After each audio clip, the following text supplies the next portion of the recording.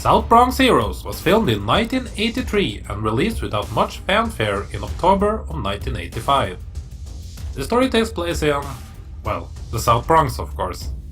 This area of New York was still struggling in the 80s after the tough years it had in the 1970s. It is also known as the birthplace of hip-hop, an art form that was on the rise during the time of filming this movie, and that the filmmakers made sure to give a few nods to throughout the movie.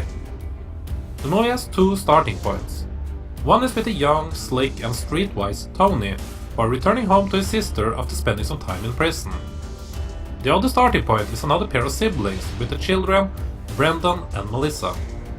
They have been put in a foster home after the death of their parents, and this foster home is the worst of its kind, as the foster parents abuse these children in order to produce child pornography.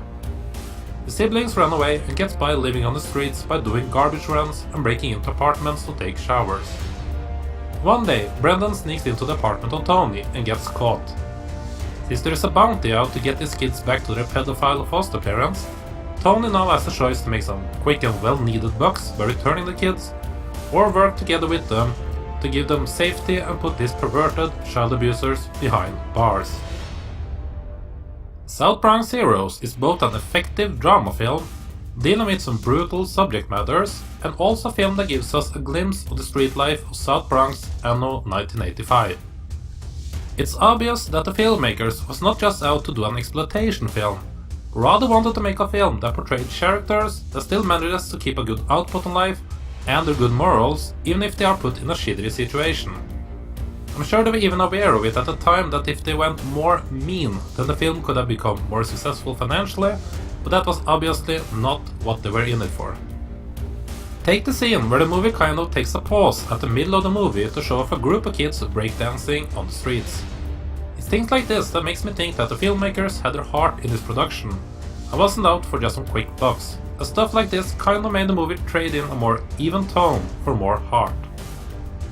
This was the first feature film of William Zarka, the director and co-screenwriter of the film. Zarka had done a few other movies and documentaries over the years, but nothing that has really made a mark anywhere. The one involved in South Bronx Heroes that has made a mark for himself is the leading actor Mario Van Peebles. His character Tony is the heart and optimism of the film. Regardless of how bad the situation is, Tony keeps his cool and has fun, and always comes out on top. Even though Van Peebles was still early on in his career at this point, he still attacked this part with enough confidence and swag, as kids say these days, to make his character balance right between the sweet line of being arrogant and likable. The girl who plays Tony's sister in the film is actually Mario's real-life sister Megan.